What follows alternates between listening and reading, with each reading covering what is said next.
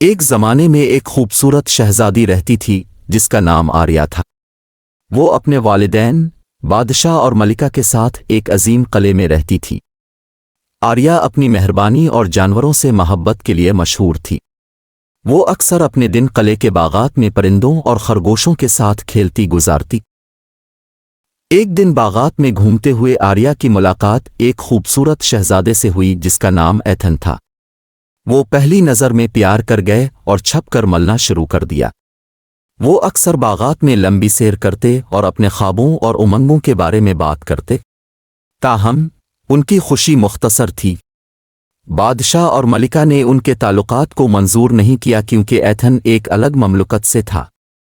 انہوں نے آریہ کو ایتھن کو دیکھنے سے منع کیا اور اس کی ایک پڑوسی ریاست کے شہزادے سے شادی کرنے کا بندوبست کیا۔ آریہ کا دل ٹوٹ گیا تھا لیکن اس کے پاس اپنے والدین کی بات ماننے کے سوا کوئی چارہ نہیں تھا۔ اپنی شادی کے دن وہ آخری بار ایتھن سے ملنے کے لیے محل سے بھاگی تھی۔ انہوں نے ایک دوسرے سے ہمیشہ محبت کرنے کا وعدہ کیا اور راستے جدا ہو گئے۔ سال گزر گئے لیکن آریہ ایتھن کو نہیں بھول سکی۔ وہ اکثر اس کے بارے میں سوچتی اور خود کو سونے کے لیے روتی رہتی۔ ایک دن اسے ایتھن کی بادشاہی سے ایک خط موصول ہوا کہ وہ ایک جنگ میں مر گیا ہے۔ آریہ تباہ ہو گئی تھی۔ اس نے خود کو اپنے کمرے میں بند کر لیا اور کچھ کھانے پینے سے انکار کر دیا۔ اس کے والدین نے اسے تسلی دینے کی کوشش کی لیکن کچھ کام نہ ہوا۔ ایک دن باغات میں بیٹھی آریہ نے دیکھا کہ ایک چھوٹا پرندہ ٹوٹے ہوئے پر کے ساتھ اڑنے کی کوشش کر رہا ہے۔ اس نے پرندے کو اپنے ہاتھ میں لیا اور اسے دوبارہ صحت کے لیے پالنے لگی۔ آہستہ آہستہ لیکن یقینی طور پر پرندہ بہتر ہونے لگا۔